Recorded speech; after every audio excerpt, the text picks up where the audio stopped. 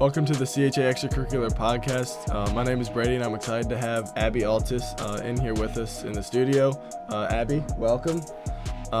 Today we're going to be talking about just kind of some current events that have been happening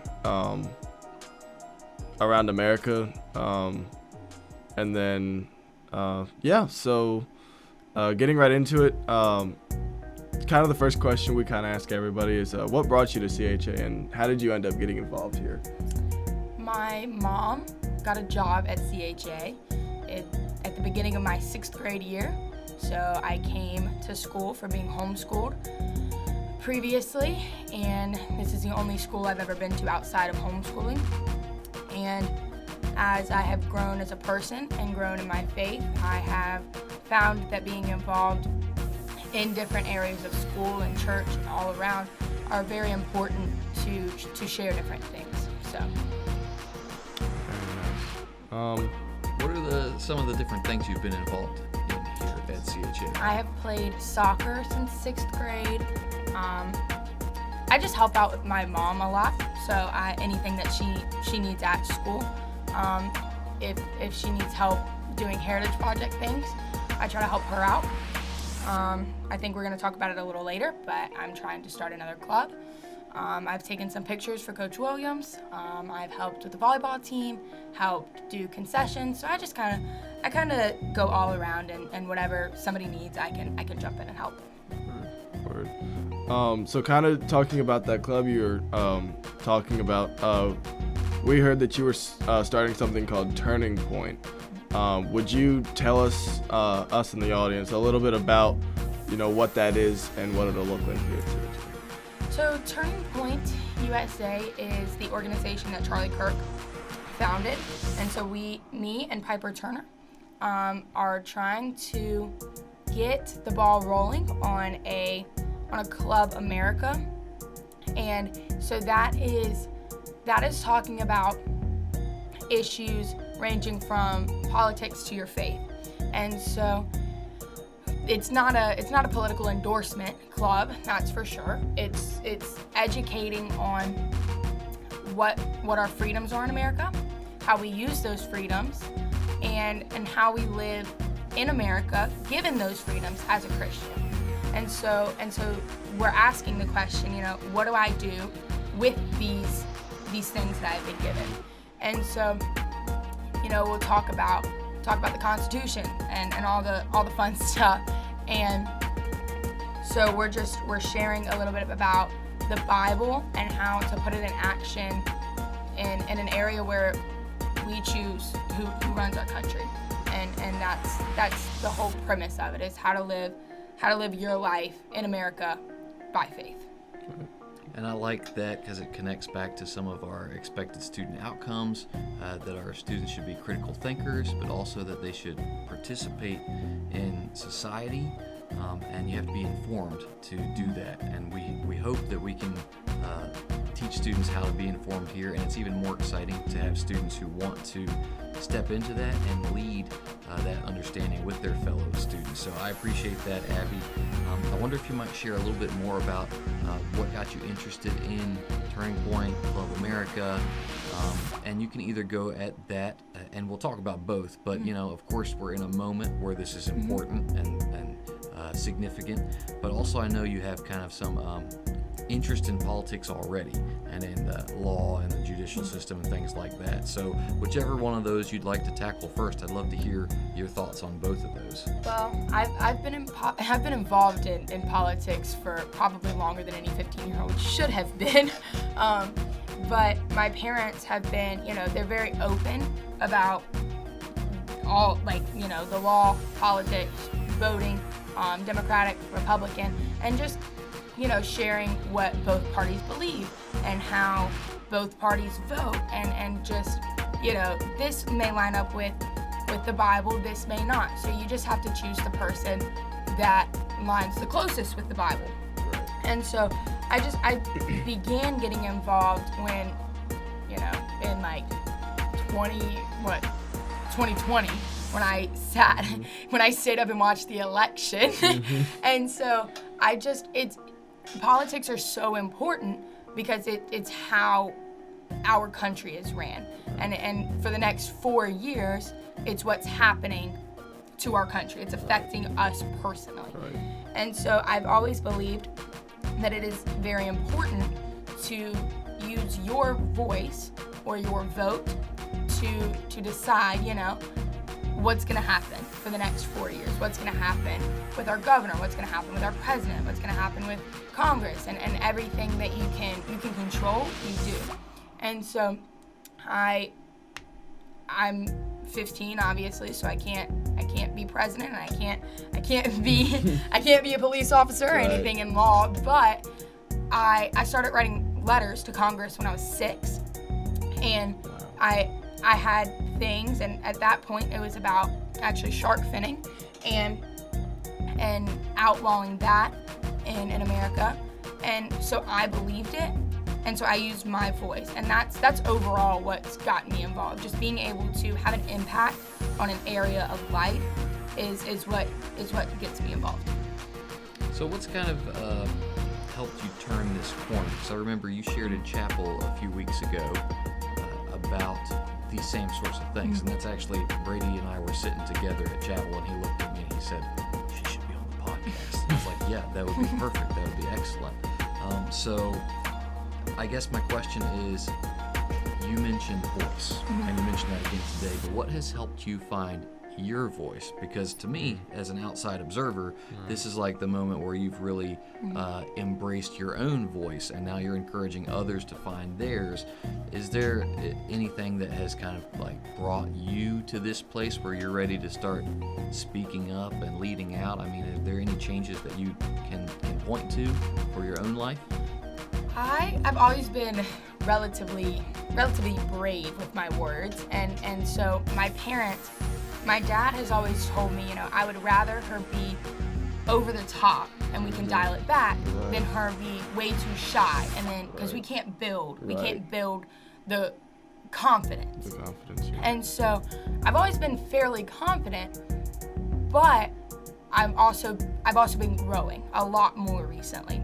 And so with growth comes new knowledge about my confidence. And so having the confidence to say what I believe doesn't mean that I have to be over the top or mean or anything of that sort. It simply means that I can speak what's true out of love. And so finding my now voice has been a long journey, just because I've always had confidence in something. It's a gift that God has given me, but now I'm using the confidence to speak out against what's wrong, to educate on what's right, and to help others find that confidence and that voice, instead of using it for things that may not be as godly or as helpful. That's good. Yeah, great points there. So, in everything that you've said, and with Turning Point and everything, what kind of made you decide to bring Turning Point, to CHA? Like, what do you see as like the end goal or outcome of bringing Turning Point to CHA? The major thing that I decided to bring Turning Point to CHA for was after Charlie Kirk's assassination, it's a movement now, and a lot of people, very similar to 9/11, it will be very big for a while, and then a lot of people will fall off, and then it'll go back to normal. Right. But if we can get this movement here, in Rocky Mount, we can grow it. Oh, yeah. And so if we have committed students and committed staff and committed parents to truth in the world, Right. it will grow. And CHA is my platform, Right. and it's where I can use my voice. And so bringing Turning Point to USA, Turning Point USA to CHA it was an overall decision of, again, helping others find that voice and being the light in the darkness. Right. And so if it's dark and we all have a flashlight and we all turn it on, it gets pretty bright. Right. And so it starts with one person, Right. with one person turning that on. And so, again, me and Piper kind of said the same idea at the same time. Right. So we're doing it together. And so it is going to be a movement that will stick around. Right. And the end goal would be that we're educating on how we live, again, politically, Definitely. Yeah. by the Bible. Right. Yeah. And you were saying this is kind of like your platform, and I think that it's great, kind of because we're all Christians here, and we can all kind of share that same outcome and outlook and everything. So kind of talking about Charlie Kirk and everything that's going on in 9/11 and everything. Do you have any thoughts on any of the recent events that you want to share? Like some things that you may have thought about during those times, because they were kind of like, I don't want to say chronological order, but they kind of fell in line, like Charlie Kirk and then 9/11, and so do you have any thoughts that you'd want to share about those events? I think it's a crossroads for America, and we have a decision to make. Each of us have a choice, and reflecting on all of the evil that has been happening, with Charlie Kirk being a major one, the remembering of 9/11, the school shootings, the assassination of the Ukrainian, and just the overall hate in the world right now. Right. We all have a choice, and it boils down to three things. And we say we're gonna stand up against it, Right. we're gonna ignore it, or we're gonna join it. Right. And so joining it doesn't necessarily mean, I'm gonna go grab a gun. Right. That's not what it means. Right. It's just justifying. Right. Justifying the hate, and you have to love and you have to forgive, but you don't have to justify the murders. Right. You still say, well, that was objectively wrong. Right. Staying neutral helps no one. Right. We have our voice, and it's important that if enough of us stand up, if enough of us are loud enough, Right. something will happen. Something will happen. Yeah. And using your voice, if we believe the gospel that we say we do, Right. we will stop at nothing to tell one more person. Definitely. And that's those are my main thoughts. The gospel. If you believe in heaven and hell, which I do, Right. and both of you do, and, Right. and if you believe in hell and the people who are unsaved, the people who are mostly neutral or joining, if you believe that they are going to the hell that you say that they're going to, then death is a small feat of hay. Yeah. As unfortunate as it is. And so we have to get that courage built up, and we have to decide now that we will stick it out and we will share the gospel, and we will be as loud as we can, and that's a decision that we make now, not in the moment. Right. Yeah. Well, and that's what our chapel speaker was sharing this morning. He was talking about how we're being sent, and it's time for us to act on that sending. Yeah. Right? Christ sent us into the world, and we have to follow that call. So I I appreciate the connection there. Yeah. Abby. Yeah. Just going right along. What do you think Americans or America as a whole need to do to stop what we're seeing today with the assassinations and the shootings? Like, I know you were saying you were big into politics and everything. So do you think, or what do you think America as a whole needs to do to stop what we're seeing today? And what are some of the actions that might need to be taken in order to stop the events that we're seeing today? It's a redundant thought, I must admit, but it's standing up and it's speaking out, because without voicing the things that we have, without voicing the problems, nothing will change. Right. And so an action as a whole is that, we start with the gospel, because red, blue, yellow, pink, purple, no color, no political party is going to fix this. And it's our sin nature. And then it goes beyond that, because although sins are equal in God's eyes, as far as the law of the land, they're not equal. And so killing somebody, killing a child at a school, it's a situation where there's not a lot I can personally do. Right.